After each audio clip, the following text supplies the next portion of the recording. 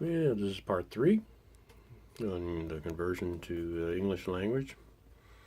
Since I don't want to take time to learn how to speak Japanese clearly, I'm just converting this over to English.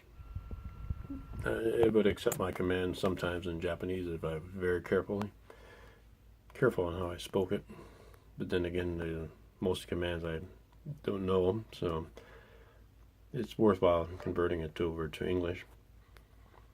And that's the board right here. I wrote JP for Japanese language. That way I won't get confused.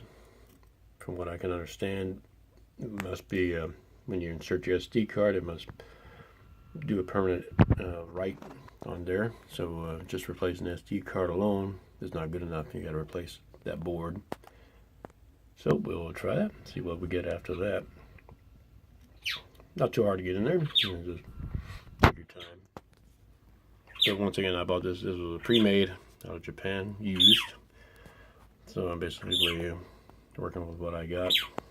I have a whole box of brand new, all the new circuit boards. So we just mix and match till we finally get it where it accepts English. All right, well, enjoy the video. Hopefully you can learn if you want to do your own Japanese to English conversion.